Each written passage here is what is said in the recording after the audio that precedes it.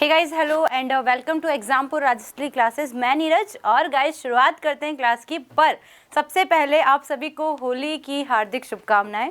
बहुत बहुत अच्छे से आप होली को सेलिब्रेट कीजिएगा और सावधानी पूर्वक सतर्कता के साथ में अच्छे रंगों का उपयोग कीजिएगा। और होली का मतलब क्या है दोस्तों? होली का मतलब है कि आप सभी के ज़िंदगी में मात्र सिर्फ एक दिन नहीं, हर दिन कलर रहे, हर दिन रंग रहे, रंगों से भरी तुम्हारा जीवन हो, है ना। बस इसी के साथ ही हम लोग होली को मनाते हैं। यही उम्मीद करते हैं कि सिर्फ एक दिन ही रंग हमारी ज़िंदगी में नहीं रहे, हर दिन हर दिन हर दिन हमारी ज़िंदगी में रंग ही रंग रहें, उत्साह रहे, उमंग रहे। जैसी आज तुम्हारे पास उमंग है, उत्साह है, बस वैसा ही उत्साह और उमंग हमारे जीवन में हो, है ना।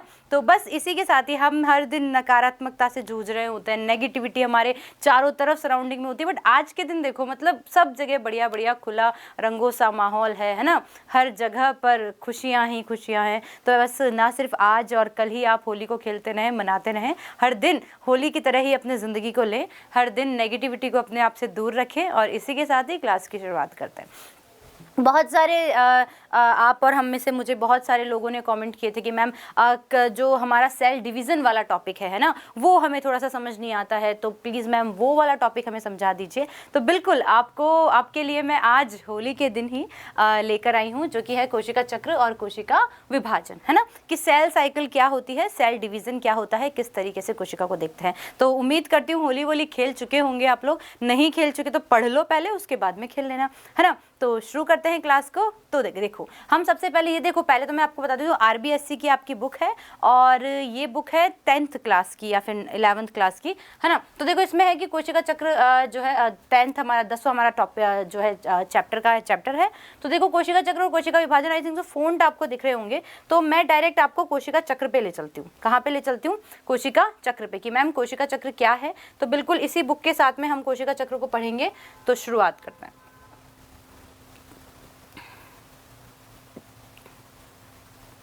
ठीक है, तो देखिए अगर हम किसकी बात करते हैं, अगर हम बात करते हैं कोशिका विभाजन की, तो कोशिका विभाजन जो है दोस्तों, कोशिका विभाजन की सभी जीवों के लिए अत्यंत महत्वपूर्ण प्रक्रिया है। यह कोशिका विभाजन के दौरान डीएनए प्रतिकृति, डीएनए क्योंकि आपको मैंने पढ़ाया हुआ है कि हमारी कोशिका के केंद्रक के अंदर आनुवांशिक पदार्थ डीएनए होते हैं। और जब कोशिका विभाजन होने का वक्त आता है, जब सेल डिवीजन का वक्त आता है, तो सबसे पहले हमारे डीएनए बदलते हैं, ज़्यादा प्रतिकृति करते हैं। उसके बाद में ही हमारा जो बाकी चीज़ें हैं, जैसे कि मैं कहूँ हमारा केंद्रक आगे फिर वृद्धि करता है, उसके बाद में काफ़ी सारी चीज़ें चेंज होती हैं। ठीक है,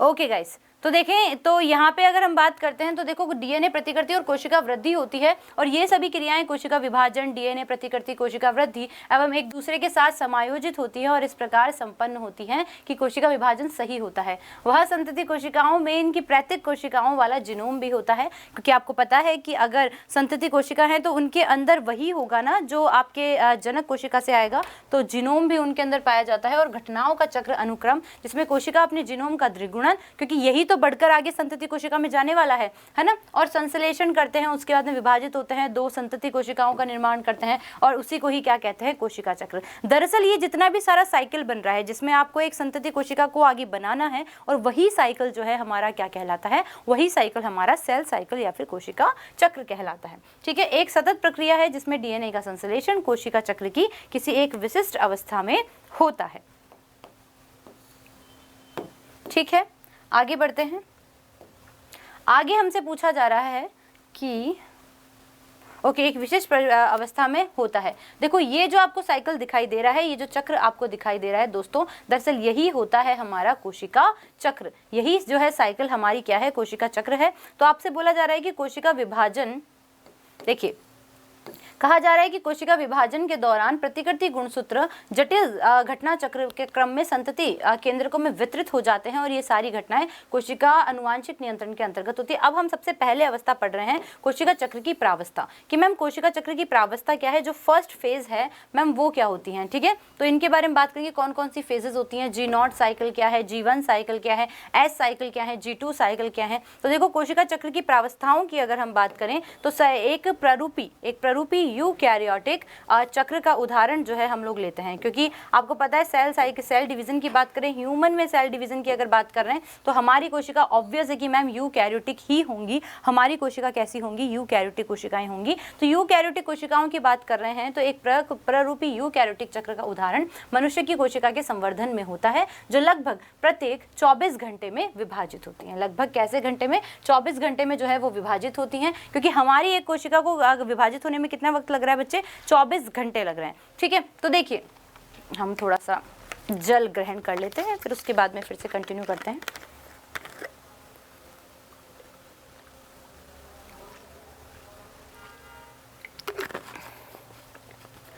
ठीक है, तो देखिए यदि यहाँ पे बात की जाए, किसकी बात की जाए कि यद्यपि कोशिका चक्र की यह अवधि एक जीव से दूसरे जीव, कोशिका से दूसरी कोशिका प्रारूप के लिए बदल सकती है। उदाहरण यीस्ट के कोशिका चक्र के पूर्ण होने में लगभग 90 मिनट लगते हैं, हमारे लिए 24 घंटे। और अगर यीस्ट की बात करें, यीस्ट आप जानते हैं एक प्रकार का कवक होता है जो कि एनारोबिक रेस्पिरेशन करता है, और काफ़ी सारी चीज़ों के बारे में हमने यहाँ पे बात भी की थी। तो अगर यीस्ट के कोशिका चक्र की बात करते हैं तो मैम 90 मिनट यीस्ट में लगते हैं। और कोशिका चक्र की 2 मूल प्रावस्थाएं होती हैं।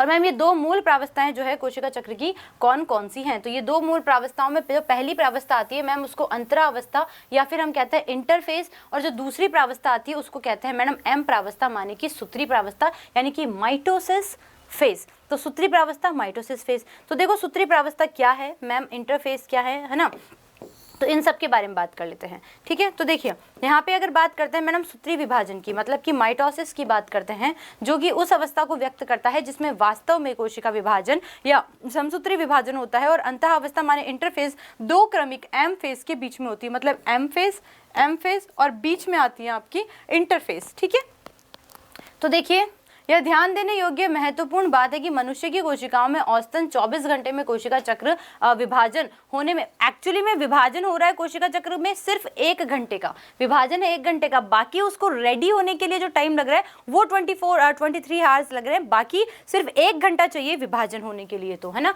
जिसमें कोशिका चक्र की कुल अवधि की 95% से ज्यादा तो समय जो है अंतरावस्था माने कि इंटरफेज के अंदर ही बीत जाता है। सिर्फ मेन जो सूत्री प्रावस्था है उसको होने में सिर्फ आपको 1 घंटा चाहिए, है ना।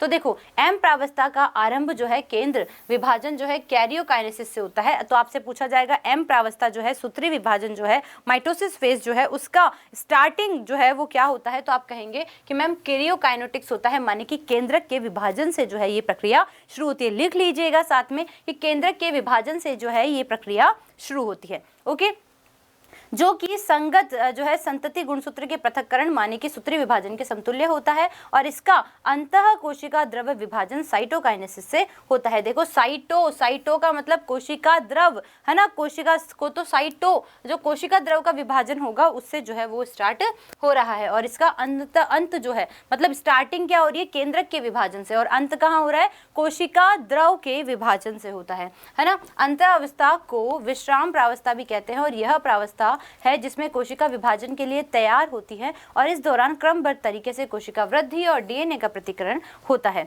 अंतावस्थाओं को हमने 3 भागों में विभाजित किया है। अंतावस्था को, ये बहुत इंपॉर्टेंट है बच्चे, हम क्या बात कर रहे हैं, सूत्री विभाजन को होने में सिर्फ 1 घंटा लगा है मैम। माइटोसिस जो डिवीजन हो रहा है उसके लिए सिर्फ हमको 1 आवर चाहिए, बट अगर हम इंटरफेज की बात करते हैं, माने कि इंट्रा अवस्था की बात करते हैं, अंतः अवस्था की बात करते हैं, जो कि 95% भाग ले रही है, 23 आवर्स का टाइम ले रही है मैम, उसके लिए डिफरेंट टाइप ऑफ फेजेस है। हमारे पास 3 फेजेस होती हैं आपकी, G0 फेज होती हैं, G1 फेज मतलब G1 फेज होती हैं, S फेज होती हैं और S2 फेज होती हैं। तो हम बात कर रहे हैं जो अंतः अवस्था है, जो कि हमने बोला ना कि आपका जो माइटोसिस फेज माइटोफेसिस फेज के बीच में होती है मैडम इंटरस्पेस, है ना। तो अगर मैं अंतः अवस्था की बात करती हूँ तो अंतः अवस्था 95% का टाइम लेती है, ये मात्र 1 आवर लेती है। जो आपका सूत्री विभाजन है सिर्फ 1 घंटा लेंगी, बाकी कितना लेंगी, बाकी कौन लेंगी, बाकी आपका ये अंतः अवस्था लेती हैं। फिर बात कर रहे हैं कि अंतावस्था को 3 प्रावस्थाओं में विभाजित किया गया है। कितने प्रावस्थाओं में, 3 फेज में, है ना। तो 3 फेज कौन कौन सी है, सबसे पहली जो फेज आती है मैम पश्चिम सूत्री जो है अंतरकाल प्रावस्था, जिसको हम सिंपल लैंग्वेज में G1 फेज कहते हैं। जो दूसरी आती है मैम उसको संश्लेषण सिंथेसाइज फेज माने कि S फेज के नाम से जाना जाता है, और तीसरी की बात करें तो जिसको G2 फेज माने कि पूर्ण सूत्री विभाजन अंतरकाल। ठीक है, तो इस तरह से हमारे पास कितनी फेजेस आएंगी मैम, 3 फेजेस आएंगी, जो कि आपके अंतरावस्था या फिर इंटरफेज में होती हैं। तो पश्चय अवस्था जिसको जीवन फेज कह रहे हैं, है ना, समसूत्री विभाजन और डीएनए प्रतिकृतिकरण के बीच जो है अंतराल को दर्शाती है। किसकी बात कर रहे हैं यहाँ पे बात कर रहे हैं हम लोग अंतःअवस्था में जो फर्स्ट फेज है जिसको जीवन फेज कहा जा रहा है। जीवन फेज जो है समसूत्री विभाजन और डीएनए प्रतिकृतिकरण के बीच के अंतराल को समझाती है। मतलब देखो मैंने बोला एम फेज जो कि सूत्री विभाजन है, इसके बाद में जो डीएनए का प्रतिकृतिकरण हो रहा है ना, तो इन दोनों के बीच की जो फेज होती है, इन दोनों की जो बीच की फेज होती है वो कौन सी फेज होती है मैम? जीवन फेज होती है। कौन सी होती है? जीवन फेज होती हैं। जीवन प्रावस्था में कोशिका उपापचयी रूप से सक्रिय होती है ना, मतलब रेस्पिरेशन, मतलब हम कह सकते हैं रिडक्शन और ऑक्सीडेशन कर रही होती है और लगातार वृद्धि कर रही होती है, परंतु इसका डीएनए प्रतिकृतिकरण नहीं होता है। अभी तक जो है जब सेल जो है वो प्रिपेयर हो रही है, सेल जो है वो क्या हो रही है? प्रिपेयर हो रही है। किसके लिए प्रिपेयर हो रही है? किसके लिए? आपके डिवीजन के लिए, है ना। पर डीएनए प्रतिकृतिकरण अभी तक नहीं हुआ है, ठीक है। डीएनए प्रतिकृतिकरण अभी तक नहीं हुआ है, ठीक है। अब बात कर रहे हैं एस फेज की। एस फेज जो है वो संश्लेषण प्रावस्था के दौरान डीएनए का निर्माण करती है और प्रतिकृतिकरण करती है। मतलब एस जो फेज है उसके अंदर डीएनए प्रतिकृतिकरण हो जाता है और इस दौरान डीएनए की मात्रा कैसी हो जाएगी? 2n हो जाएगी, माने कि दुगना डीएनए जो है वो आपका बन जाएगा। और यदि डीएनए की प्रारंभिक मात्रा को 2c से, यदि डीएनए की किसकी बात करें? यदि डीएनए की प्रारंभिक मात्रा को किससे? 2c से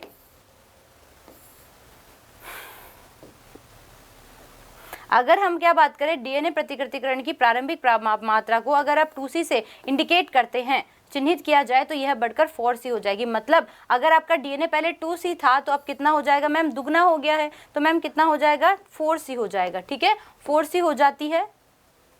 अब देखिए 4c हो जाती है, यद्यपि गुणसूत्र की संख्या में कोई वृद्धि नहीं होती है। मतलब कि गुणसूत्र आप समझ ही रहे हैं, क्रोमोसोम में कुछ वृद्धि नहीं हुई है। जीवन प्रावस्था में कोशिका जो है 2 द्विगुणित हुई है, 2n गुणसूत्र हैं, और एस प्रावस्था के बाद भी गुणसूत्र जो है वही रहते हैं जीवन अवस्था में थे, अर्थात कि 2n। अभी तक क्रोमोसोम एस प्रावस्था में क्रोमोसोम भी जो है मैम क्या नहीं हुए हैं? दुगने नहीं हुए हैं, ठीक है। इतना समझ में आ गया किसकी बात कर रहे हैं? ये एस फेज की बात कर रहे हैं। अब इसके बाद में देखो प्राणी कोशिका में एस फेज माने सिंथेसाइज फेज, माने कि संश्लेषित प्रावस्था के दौरान केंद्रक में डीएनए का जैसे ही प्रतिकृतिकरण प्रारंभ होता है वैसे ही तारक के का कोशिका द्रव में प्रतिकृतिकरण होने लगता है। देखो क्या बात कर रहे हैं यहाँ पे? बात कर रहे हैं कि जैसे कि हम बात करें कि एस प्रावस्था के दौरान डीएनए है ना का जैसे ही प्रतिकृतिकरण होता है, मतलब डीएनए जैसे ही जो है क्या हो जाएगा? दुगना हो जाएगा, वैसे ही तारक केंद्र का कोशिका द्रव जो होता है वो भी जो है क्या होता है? दुगना होने लगता है।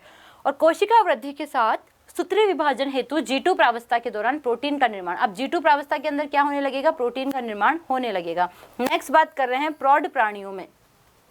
बात कर रहे हैं प्रौढ़ प्राणियों के अंदर क्या होता है? कुछ कोशिकाएं विभाजित नहीं होती हैं, जैसे कि हृदय सेल नहीं होगा, हमारा हार्ट की जो कोशिकाएं हैं वो विभाजित नहीं होती है। दूसरी कोशिकाएं भी कभी कभी विभाजित होती है, तब ऐसा होता है कि क्षतिग्रस्त या मृत कोशिकाओं को बदलने की आवश्यकता होती है। ये कोशिकाएं आगे विभाजित नहीं होती है, जीवन फेज से निकलकर निष्क्रिय अवस्था में पहुंच जाती है। जीवन फेज में तो चली जाती है, फिर उसके बाद में जीवन में तो क्या होगा कि आपका जितना भी हम कह रहे हैं कि जो स्टार्टिंग है ना सेल डिवीजन की, तो वो स्टार्टिंग तो हो जाएगी, बट उसके बाद में वो कहाँ चली जाती है? बिल्कुल निष्क्रिय अवस्था में पहुंच जाती है, जिसको G0 फेज भी कहा जाता है, यानी कि शांत अवस्था कहा जाता है। तो शांत अवस्था क्या है? जीवन तो हो जाएगा, जीवन के बाद में ऐसी कुछ कोशिकाएं जो आगे डेवलप नहीं हो रही हैं वो बिल्कुल न्यूट्रल फेज में चली जाती है, और उनको हम लोग क्या कहते हैं मैम? G0 फेज कहते हैं। और इस अवस्था की कोशिकाएं उपापचयी रूप से सक्रिय होती हैं, लेकिन ये विभाजित नहीं होती है, और इनका विभाजन जीव की आवश्यकता अनुसार होता है। अब इसके बाद में बात करें कि प्राणियों में सूत्री विभाजन केवल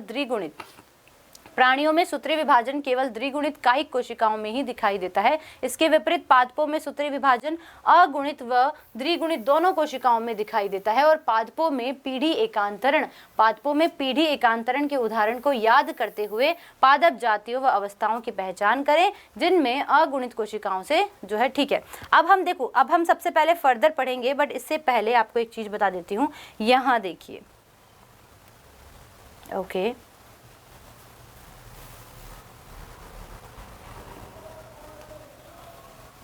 ये फेज देखिए, है ना। अब यहाँ पे अगर आप देख पा रहे हैं इस डायग्राम को, मैं एक बारी के लिए ये देखिए, अब इस डायग्राम को देखिए, हमने G1 फेज पढ़ा है, हमने S फेज पढ़ा है, हमने G0 फेज पढ़ा है। तो एक्चुअली अगर हम शुरू करें तो देखो क्या क्या है, किस किस तरीके से हमको ये देखना है। तो आप यहाँ पे देखिए, एक सेकेंड,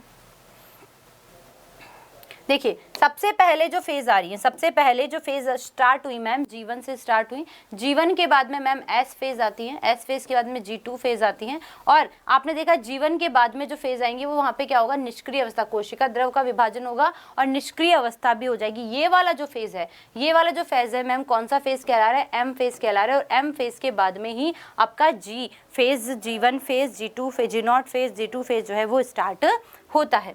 ठीक है, तो अब हम बात कर रहे हैं समसूत्री विभाजन की, माने एम प्रावस्था की। किसकी बात कर रहे हैं, समसूत्री विभाजन की। आप लोगों ने देखा कि समसूत्री विभाजन को सिर्फ मैडम 1 घंटा चाहिए, और ये जो आपकी G0 फेज है जिसमें आपका कोशिका द्रव बढ़ रहा है, आपका DNA प्रतिकृतिकरण हो रहा है, आपके बाकी जो है काम हो रहे हैं, तो वो उन सब के लिए आपके पास में क्या है भाई, उन सब के लिए आपके पास में इंटरफेज है ना। बट अब यहाँ पे बात करते हैं मैम किसकी, सूत्री प्रावस्था की, सूत्री विभाजन की, यानी कि हम बात करें एम अवस्था की, जो वो 1 घंटा लग रहा है, जो मेन डिवीजन है, जो उस 1 घंटे में हो पा रहा है, उस मेन डिवीजन के अंदर क्या क्या चीजें हैं, है ना। तो इसके बारे में बात करते हैं। तो देखो कोशिका चक्र की सर्वाधिक नाटकीय प्रावस्था होती है, सबसे ज्यादा पहली वाली। इसमें कोशिका के सभी घटकों का पुनर्वृद्धि होता है और जनक व संतति कोशिका में गुणसूत्रों की संख्या बराबर होती है, इसलिए इसे क्या कहा जा रहा है, समविभाजन कहा जा रहा है। यहाँ पे क्या होगा, क्रोमोसोम्स का नंबर जो है वो क्या रहेगा, इक्वल रहेगा। सुविधा के लिए समसूत्री विभाजन को केंद्रक विभाजन की 4 अवस्था में विभाजित किया गया है, और वहां समझ लेना आवश्यक है कि कोशिका विभाजन एक प्रतिगतिशील प्रक्रिया है और इसका विभाजन अवस्थाओं पे होना मुश्किल। तो कुल मिला के हम लोगों को यहाँ पे 4 फेज दिए गए हैं मैम। पूर्वावस्था, पूर्वावस्था को प्रो फेज कहते हैं, मध्यावस्था को मेटा फेज कहते हैं, पश्चावस्था को एना फेज कहते हैं, और अंत्यावस्था को टीलो फेज कहते हैं। आप फिर से लिख सकते हैं मैम, इसको प्रो फेज कहते हैं, इसको मेटा फेज कहते हैं, इसको एना फेज कहते हैं, और उसको टीलो फेज कहते हैं। तो कितनी चीजें आ गई हैं हमारे पास में मैम, 4 चीजें आ गई हैं, प्रो फेज, मेटा फेज, एना फेज और टीलो फेज। ठीक है, तो अब हम सबसे पहले बात करेंगे जो कि है हमारी पूर्वावस्था की, माने कि प्रो फेज की।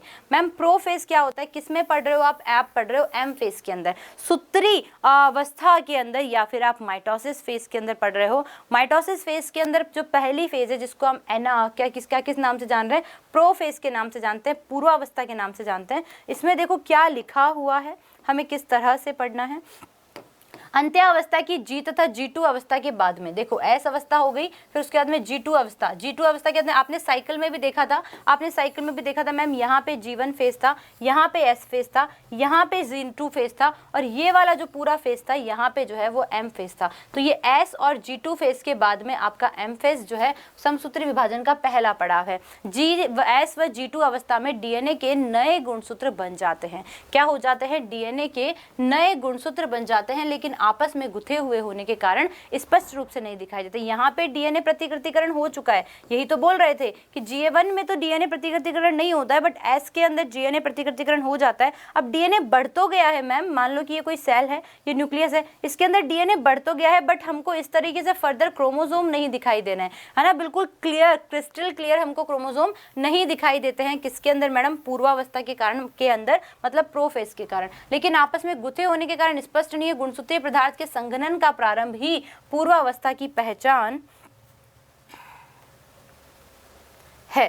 ठीक है, अब क्या हो रहा है, देखो बिल्कुल मिक्स्ड है, आपको क्या नहीं दिखाई दे रहे हैं, क्रोमोसोम्स नहीं दिखाई दे रहे हैं। ये देखो आपको पूर्वावस्था दिखाई दे रही है यहाँ पे, बट यहाँ पे क्रोमोसोम्स आपको प्रॉपर नहीं दिखाई देंगे, क्योंकि ये प्रॉपर तरीके से जो है डेवलप्ड अभी नहीं हुए हैं। ठीक है, तो देखो बात की जा रही है यहाँ पे गुणसूत्रीय संघनन की प्रक्रिया के दौरान ही गुणसूत्रीय द्रव्य स्पष्ट होने लगता है। तारक केंद्र जिसका अंत्य अवस्था, देखो तारक केंद्र की बात कर, तारक केंद्र विभाजन अंत्य अवस्था की S प्रावस्था के दौरान ही द्विगुणन हुआ था। अब कोशिका के, अब देखो कहाँ पे हुआ है, S प्रावस्था के अंदर जो है तारक केंद्र जो है वो हुआ था, लेकिन कोशिका के विपरीत ध्रुवों की ओर चलना प्रारंभ कर देते हैं। कौन सी प्रावस्था में कर देते हैं मैम, पूर्वावस्था में जो है वो स्टार्ट कर देते हैं। तारक केंद्र डबल तो हो गए, अब ध्रुवों पे चले जाएंगे, पोल पे जाना शुरू कर देंगे। और पूर्वावस्था पूर्ण होने पर क्या क्या हो चुका होता है, पूर्वावस्था खत्म होती है तब तक मैम क्या क्या हो चुका होता है, तो आप कह सकते हैं कि गुणसूत्रीय द्रव जो होता है आपका, जो लिक्विड होता है, संघनित होकर जो है ठोस गुणसूत्र बन जाता है। और गुणसूत्र 2 अर्ध गुणसूत्रों से बने होते हैं जो आपस में सेंट्रोमियर से जुड़े होते हैं। ये क्रोमोसोम है, इधर और इधर, ये एक हो गया, ये दूसरा हो गया, तो यहाँ पे ये जो चीज है जो इनको मिड में बांध के रख रहा है मैडम, इनको सेंट्रोमियर कहते हैं। तो ये 2 गुणसूत्र आपस में सेंट्रोमियर से जुड़े हुए होते हैं। तो ये भी क्वेश्चन आपसे एग्जाम में पूछा देखा जाता है ना। अब बात कर रहे हैं कि सूक्ष्म नलिकाओं के जमावड़े की प्रक्रिया प्रारंभ हो जाती है। समसूत्री तर्कु जिसको कह रहे हैं, कोशिका विभाजन के ये प्रोटीन युक्त घटक इस प्रक्रिया में सहायता करते हैं और पूर्वावस्था के अंत में यदि कोशिका को समसूत्री सूक्ष्मदर्शी से देखा जाता है तो इसमें गोल्जी काय, अंतःप्रद्विजालिका, केंद्रिका, केंद्रक आपस में नहीं दिखाई देते हैं। प्रोप्राप हम कह सकते हैं कि जो पूर्वावस्था होती है उसी के अंदर ही आपके जो बाकी सेल ऑर्गन है मैम वो दिखना बंद हो चुके होते हैं। आपका क्रोमोसोम डेवलप हो चुका होता है बट आपको अभी भी क्रोमोसोम दिखाई नहीं दे रहे हैं। क्रोमोसोम के अंदर जो है सेंट्रोमियर होता है जो कि उनको बांधे हुए रखता है। आपसे पूछा जाएगा सेंट्रोमियर कौन सी अवस्था में है बन पा रहे हैं। आपसे ये पूछा जाएगा कि जो आपके तारक केंद्र है वो ध्रुवों पर कौन सी अवस्था में जाना शुरू कर देते हैं। तो आपके समसूत्री विभाजन एम फेज की जो पहली अवस्था है जिसको पूर्वावस्था कह रहे हैं उसकी बात कर रहे हैं। वहां पे जो तर्कु जो आपके तारक केंद्र है वो जाना शुरू कर चुके हैं। ठीक है, तो यहाँ पे हमने पूर्वावस्था की बात की। सेकंड फेज की बात करते हैं जिसको हम लोग मेटा फेज कहते हैं। किसकी बात करते हैं? दूसरी फेज जिसको हम मेटा फेज कहते हैं और जो है उसको हम लोग मध्य अवस्था के नाम से भी जानते हैं। मेटा फेज को मध्य अवस्था के नाम से भी जानते हैं। तो मैम मध्य अवस्था क्या है, मध्य अवस्था के अंदर क्या क्या होता है, किस किस तरीके से ये काम करती हैं, तो इसको हम लोग एक बारी के लिए देखने की कोशिश करते हैं। तो देखो मध्य अवस्था की यदि बात करते हैं तो केंद्रक आवरण के पूर्ण रूप से विघटित होने, केंद्रक आवरण के पूर्ण रूप से विघटित होने के साथ समसूत्री विभाजन की द्वितीय अवस्था। किसकी बात करें? ऑब्वियस है मैम, माइटोसिस की बात करें, समसूत्री विभाजन की बात कर रहे हैं। ठीक है, और समसूत्री विभाजन की अगर बात करते हैं जिसको एम फेज कह रहे हैं, एस और G2 फेज के बाद में एम फेज स्टार्ट हुई। उसका पहला भाग हमने पश्चावस्था पूर्वावस्था पढ़ लिया। पूर्वावस्था के बाद में दूसरी अवस्था की बात कर रहे हैं मैम मध्य अवस्था जिसको मेटा फेज कहते हैं। मेटा फेज के अंदर क्या है कि केंद्रक आवरण पूर्ण रूप से विघटित। अब केंद्रक के ऊपर जो आवरण था, केंद्रक के ऊपर जो आवरण था जिसको न्यूक्लियोप्लाज्म भी कहते हैं वो बिल्कुल विघटित हो चुका है। और दूसरी अवस्था है ये, और कोशिका विभाजन के कोशिका द्रव में फैल जाते हैं। गुणसूत्र जो है, अब देखो केंद्रक हट चुका है तो केंद्रक अब कहाँ चले जाएंगे? कोशिका द्रव माने कि साइटोप्लाज्म में चले जाएंगे। और इस अवस्था में गुणसूत्रों का संघनन पूर्ण हो जाता है, गुणसूत्र मिलने लगते हैं। सूक्ष्मदर्शी से देखोगे तो क्रोमोसोम दिखाई देने लगते हैं। और यही सबसे बड़ा क्वेश्चन है, पूछा जाता है, बहुत जगह पूछा जाता है कि वह अवस्था जब गुणसूत्रों की आकृति का अध्ययन किया जाता है वह अवस्था कौन सी है? तो गुणसूत्रों की आकृति का अध्ययन कौन सी अवस्था में किया जाता है मैम? मध्य अवस्था में किया जाता है, आपके मेटा फेज में किया जाता है। आप बिल्कुल लिख सकते हैं कि गुणसूत्रों की आवृत्ति का अध्ययन जो है वो आपके मेटा फेज में किया जाता है। ठीक है, तो गुणसूत्रों की अगर आवृत्ति का अध्ययन कर रहे हैं तो वो आकृति का अध्ययन करें तो वो कौन सी अवस्था में होगा? आपकी मेटा फेज के अंदर होगा। ठीक है, अब देखो मध्य अवस्था गुणसूत्रों के दो संतति अर्ध गुणसूत्रों से बना होता है जो आपस में गुणसूत्र बिंदु से जुड़े होते हैं। ठीक है, दो आधे आधे गुणसूत्रों से मिला हुआ है जिसको गुणसूत्र बिंदु से जुड़े हुए हैं। और गुणसूत्र बिंदु की सतह पर एक छोटा सा बिंब आकार की संरचना होती है जिसको काइनेटोकोर कहते हैं। क्या कहते हैं उसको? काइनेटोकोर कहते हैं। और देखो सूक्ष्म नलिकाओं से बने हुए तर्कु तंतु के जुड़ने के स्थान की ये संरचना काइनेटोकोर है जो दूसरी ओर कोशिका के केंद्र में स्थित गुणसूत्रों से जुड़ी होती हैं। मध्य अवस्था के सभी गुणसूत्र मध्य रेखा पर आकर स्थित हो जाते हैं। तो अगर आप मध्य रेखा को देखें तो मैम ये इस तरीके से दिखाई देते हैं। ये किस तरीके से दिखाई देते हैं? देखो इस तरीके से दिखाई देते हैं। ये सारे काइनेटोकोर जो हैं वो आपस में जो है इस तरीके से जुड़ जाते हैं। ये बिल्कुल मिड में आ जाते हैं। ये सारे क्रोमोसोम कहाँ आ गए? देखो बिल्कुल मिड में आ गए हैं। ठीक है, और क्या बोल रहे हैं कि मध्य अवस्था में आकर स्थित हो जाते हैं और गुणसूत्र का एक अर्ध गुणसूत्र जो है ध्रुव के जो है तर्कु द्वारा अपने काइनेटोकोर से जुड़ा हुआ होता है। तो देखो ये अपने अपने सब जो है ये अपने अपने काइनेटोकोर से जुड़े हुए हैं। ठीक है, चलो मध्य अवस्था में जिस तल पर गुणसूत्र पंक्तिबद्ध होते हैं उसको मध्य अवस्था पट्टिका कहते हैं। और इसकी मुख्य बातें कौन सी हैं कि देखो तर्कु तंतु गुणसूत्र के काइनेटोकोर से जुड़े होते हैं, बिल्कुल जुड़े होते हैं। ठीक है, काइनेटोकोर बीच में आएगा, बिल्कुल काइनेटोकोर से जुड़े हुए होंगे। गुणसूत्र मध्य रेखा की ओर जाकर मध्य पट्टिका पर स्थित हो जाते हैं और ध्रुवों से तर्कु जुड़ जाते हैं। तो बिल्कुल ये बात बिल्कुल सही है। तो ये यहाँ पे हमने बात कर ली है, मध्य अवस्था जो है मध्य में आके जुड़ जाते हैं। बिल्कुल, नेक्स्ट बात करते हैं। ठीक है, तो हमने देखो दो अवस्थाएं पढ़ी, पहली पूर्वावस्था पढ़ी मैम। पूर्वावस्था के अंदर क्या हुआ? पूर्वावस्था के अंदर जो है आपका डीएनए जो है जो द्विगुणित हो चुका था। आपके जो तर्कु तंतु हैं वो आपके पोल्स पे चले गए, आपके तारक केंद्र आपके पोल्स पे चले गए हैं, है ना। वहाँ पे आपको सेंट्रियोसोम भी मिल गया है। पर यहाँ पे काइनेटोकोर की बात करते हैं, जो एक आपका गुणसूत्र जो है जिस मध्य बिंदु, गुणसूत्र का मध्य बिंदु जिसको हम काइनेटोकोर कह रहे हैं। दो गुणसूत्रों के लिए हमने किसकी बात की? सेंट्रियोसोम की बात कर ली है ना। एक के लिए बात करें काइनेटोकोर। अब ये जो आपका मध्य अवस्था होती है, आपकी मेटाफेज होती है, मेटाफेज के अंदर ये जितने भी क्रोमोसोम हैं वो सारे एक लाइन पर आ जाते हैं, जिसको मध्य पट्टिका कहा जाता है ना। और आपसे ये भी पूछा जाएगा कि मध्य अवस्था वो कौन सी अवस्था है जिसमें क्रोमोसोम प्रॉपरली दिखाई देते हैं, तो मैम कौन सी अवस्था होगी, आपकी मेटाफेज होगी, है ना। आपके अगर मैं आपकी प्रोफेज की बात करती हूँ, मतलब आपकी पूर्वावस्था की बात करती हूँ, उसके अंदर आपके क्रोमोसोम दिखाई नहीं देते हैं स्पष्ट रूप से, पर स्पष्ट रूप से कहाँ दिखाई देते हैं मैम, स्पष्ट रूप से दिखाई देते हैं आपके यहाँ पे मेटाफेज के अंदर, ठीक है। तीसरी की बात करते हैं, जिसको हम क्या कह रहे हैं, जिसको हम कह रहे हैं पश्चावस्था, एनाफेज, ठीक है।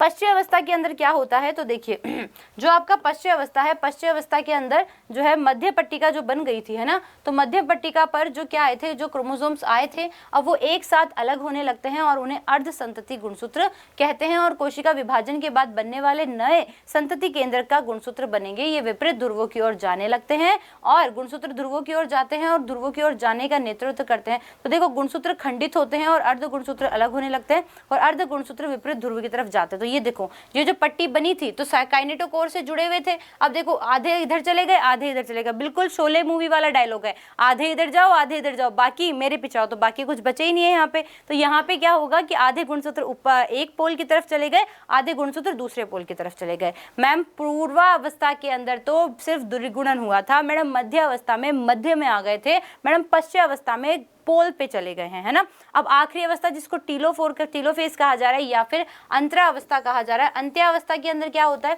कि ये जो है क्या करेंगे, अंतिम अवस्था में प्रारंभ होंगे और जो है क्या हुआ, यहाँ से पढ़ लेते हैं, बस इतना ध्यान रखो। गुणसूत्र विपरीत ध्रुवों की ओर एकत्र हो जाते हैं और इसको पृथक पहचान समाप्त हो जाती है। अब क्रोमोसोम यहाँ तक तो आपको दिखाई दे रहे थे, ये देखो क्रोमोसोम यहाँ तो आपको दिखाई दे रहे हैं, बट यहाँ पे देखो ये विपरीत पोल पे तो है, पर आप देख ही नहीं पा रहे हो कि मैम क्रोमोसोम है क्या। अब यहाँ पे नए क्रोमोसोम बन गए हैं, है ना। ये कोशिका ये जो है ये पदार्थ अनुवांशिक पदार्थ में वापस बदल गए हैं। अब इनके चारों ओर झिल्ली का निर्माण हो जाता है, वापस से जो है सारे जो है जितने भी कोशिकांग थे वो जो खो गए थे, तो ये देखो ये यहाँ से फिर अलग हो जाएगी और फिर यहाँ पे इसके अंदर वापस से नए कोशिकांगों का निर्माण होने लगता है, ठीक है।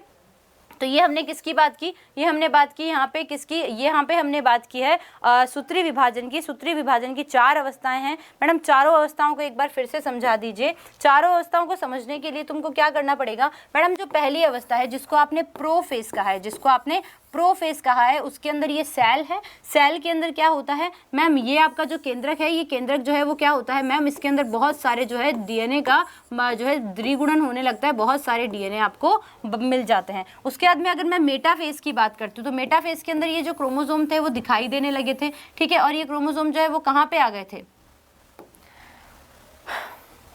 अगर बात करते तो देखो ये क्रोमोसोम जो है, ये आपके जो क्रोमोसोम है वो बिल्कुल कहाँ पे आ गए मैडम, बिल्कुल बीच में आ गए हैं, ठीक है। फिर उसके बाद में अगर मैं बात करती हूँ किसकी फेज की बात करती हूँ, आपकी देखो मतलब कि आपकी पूर्वावस्था हो गई, आपकी मध्य अवस्था हो गई। अब मैं बात करती हूँ आपकी एनाफेज की। एनाफेज के अंदर मैम ये क्रोमोसोम कहाँ चले जाते हैं, ये आधे इधर जाओ और आधे इधर जाओ, तो आधे आधे इस तरफ से चले गए हैं। और आपकी जो मैं आपकी टीलोफेज की बात करूंगी तो टीलोफेज के अंदर वापस से ये क्रोमोसोम तो नहीं होता है। अब देखो ये किस तरीके से बनेगा, ये इस तरीके से जो है अलग अलग 2 कोशिकाओं में बनना प्रारंभ, यहाँ पे एक अलग हो गया, एक यहाँ पे अलग हो गया, ठीक है। अब इसके अंदर फिर से वापस अंग बनने लगे हैं, इसके अंदर अंग बनना बंद हो गए थे, बिल्कुल खत्म सा हो गए थे अंग सारे, है ना। तो इस तरीके से जो है ये आपकी फिर वो वापस से फर्दर अब जो है कोशिका विभाजन के बारे में पढ़ेंगे कि मैम कोशिका विभाजन किस तरीके से होगा। अब बात करें कोशिका द्रव विभाजन, ये तो देखो समसूत्री विभाजन की अवस्था आ गई। अब बात करते हैं कोशिका द्रव विभाजन, क्योंकि हमने पढ़ा था कि समसूत्री विभाजन जो आपके अंतावस्था है, अंतावस्था के बाद में जो है लास्ट में जो अंतिम अवस्था होती है मैम वो कोशिका विभाजन होती है।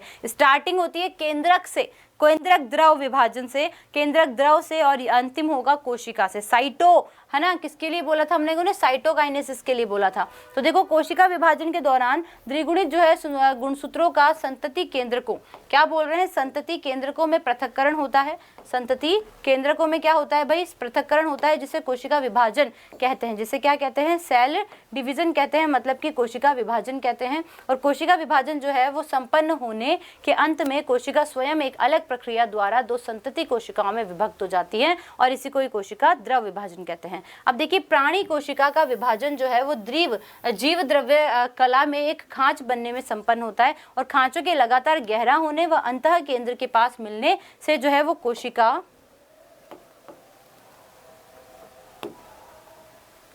मिलने से कोशिका द्रव दो भागों में बढ़ जाता है और पादप कोशिकाएं अपेक्षाकृत अप्रसारणीय कोशिका भित्ति से घिरी होती हैं और इनमें कोशिका द्रव विभाजन दूसरी विभाजनों प्रक्रियाओं द्वारा संपन्न होता है। तो कोशिका पट्टिका जो होती है, पट्टिका कहते हैं किसको कहते हैं कि एक नई कोशिका भित्ति का निर्माण होने लगता है, जिसको हम क्या कह रहे हैं, कोशिका पट्टिका कह रहे हैं। तो यहाँ देखिए, यहाँ पे हम लोगों ने देखा अंतावस्था पूरी कंप्लीट हो गई। यहाँ पे देखो फिर से क्या होगा, अंतावस्था 2 के अंदर क्या होगा, इस तरीके से जो है एक पूरा जो है नई 2 कोशिकाओं का निर्माण हो जाएगा। ठीक है, और फिर बाकी सारे अंगक भी आने लगेंगे। ठीक है, अब बात करते हैं समसूत्री विभाजन का मैम महत्व क्या है। समसूत्री विभाजन का महत्व की बात करते हैं कि समसूत्री विभाजन का महत्व क्या है। तो देखो समसूत्री विभाजन क्यों जरूरी है, तो इसको समझने की कोशिश करो कि जो समसूत्री विभाजन होता है तो वो मध्यवर्ती विभाजन केवल द्विगुणित कोशिकाओं में होता है। यद्यपि कुछ निम्न श्रेणी के पादपों व सामाजिक कीटों में अगुणित विभाजन भी समसूत्री विभाजन द्वारा होता है। ठीक है, अब देखो कुछ ऐसे उदाहरण भी हम लोग जानते हैं कि अगुणित और द्विगुणित कीटों के बारे में भी आप लोगों ने पढ़ा होगा। तो इस विभाजन से बनने वाली द्विगुणित संतति कोशिकाएं साधारणतः समान आनुवांशिक अवयव वाली होती हैं। बहुकोशिकीय जीवों की वृद्धि समसूत्री विभाजन के कारण होती है। हम लोगों का जो डिवीजन है, नॉर्मल सेल की बात कर रहे हैं, तो वो समसूत्री विभाजन के कारण होगा। कोशिका वृद्धि के परिणाम स्वरूप केंद्रक व कोशिका द्रव्य के बीच का अनुपात जो है वो अव्यवस्थित हो जाता है। इसलिए यह आवश्यक हो जाता है कि कोशिका विभाजन होकर केंद्रक जो है कोशिका द्रव अनुपात को बनाए रखे। और सूत्री विभाजन का एक महत्वपूर्ण योगदान यह है कि इसके द्वारा कोशिकाओं की मरम्मत होती है। अधिचर्म ऊपरी सतह की कोशिकाएं, आहार नाल की भित्ति कोशिकाएं व रक्त निरंतर जो है प्रतिस्थापित होते रहते हैं। तो इस तरीके से हम जो बात कर रहे हैं कि देखो यहाँ पे एक नए जीव के निर्माण वाला विभाजन नहीं है। हमारे बॉडी में जो छोटी मोटी टूट फूट हो जाती है, बाकी सारी चीजें हो जाती है, तो उन चीजों के लिए जो रेस्पॉन्सिबल है वो आपका समसूत्री विभाजन है। फिर हम बात करेंगे अर्धसूत्री विभाजन के लिए। किसके लिए बात करेंगे, हम लोग बात करते हैं अर्धसूत्री विभाजन के लिए। तो अर्धसूत्री विभाजन क्या होता है, ठीक है, माइटोसिस क्या होता है, मियोसिस क्या होता है, तो इन सब चीजों के बारे में भी बात करेंगे। ठीक है, बट वो हम लोग जो है हमारी अगली क्लास में करेंगे, नेक्स्ट क्लास में करेंगे अर्धसूत्री विभाजन के लिए। ठीक है, मियोसिस के लिए हम नेक्स्ट क्लास में बात करेंगे। तो आज की क्लास में देखो हम लोगों ने क्या क्या पढ़ा और किस किस तरीके से हमने जाना। तो अगर हम बात करते हैं कोशिका चक्र की, तो आपको इस तरीके से ध्यान रखना है, ये एक पूरा साइकिल है। यहाँ पे ये आपकी G1 फेज है, ये S फेज है, ये G2 फेज है, और यहाँ पे आपकी M फेज है, ये G1 है, ये S है और ये G2 फेज है। ठीक है, तो अगर हम बात करते हैं हमारी M फेज की, तो M फेज के मैडम 4 पार्ट हैं। M फेज के 4 पार्ट है, जिसको हम लोग प्रो फेज कहते हैं, जिसको हम लोग मेटा फेज कहते हैं, जिसको हम एना फेज कहते हैं और जिसको हम टीलो फेज कहते हैं। ठीक है, इसके अंदर जो है क्या होगा, द्विगुणन होगा। इसके अंदर जो है क्या होगा, डीएनए तो का द्विगुणन देखो यहाँ पर भी हो चुका है ना। और यहाँ पे जो है क्या होगा, अंग वगैरह ऑर्गन वगैरह जो है दिखना बंद हो जाएंगे। अब सारे क्रोमोसोम दिखना शुरू मेटा फेज में हो गए हैं, मध्य में आ जाएंगे, फिर ये जो है ध्रुवों पे चले जाएंगे और फिर ये वापस से सारा मिक्स होकर नए अंग जो है वो बना लेगा, नई 2 कोशिकाओं में विभक्त हो जाएगा। यहाँ पे जो है द्विगुणन होता है, डीएनए यहाँ पे द्विगुणित होता है। ठीक है, और इसके बाद में यहाँ पे जो है ये पूरा जो है सिर्फ 1 घंटे का काम है। ये पूरा सारा 1 घंटे का काम है और ये पूरा सारा जो है हम कह सकते हैं 23 घंटे का काम है। कितने घंटे का काम है, 23 घंटे का काम है। ठीक है, तो सबसे ज्यादा इंपॉर्टेंट काम M फेज है और सबसे कम वक्त भी किसमें लग रहा है, M फेज में लग रहा है। तो ये थी आज की क्लास, जिसके अंदर हम लोगों ने M phase, G0, G1, S phase के बारे में जाना। और अगर हमारा जो अर्धसूत्री विभाजन है उसके बारे में पढ़ेंगे, जो कि हम हमारी नेक्स्ट क्लास में पढ़ेंगे, क्योंकि एक साथ इतना पढ़ना आपके लिए बहुत हावी हो जाएगा, वो भी आज के दिन जबकि होली है ना। तो देखो, तो अच्छे से गाइस होली को मनाइएगा, बहुत अच्छे से एंजॉय कीजिएगा। और ये छोटा सा टॉपिक था जिसको समझाना ज़रूरी था। नेक्स्ट टॉपिक में हम लोग अर्धसूत्री विभाजन के बारे में जानेंगे। तब तक के लिए दोस्तों बहुत अच्छे से होली मनाइए, खुशियाँ बांटिए, लाइए घर पे। तब तक के लिए दोस्तों धन्यवाद।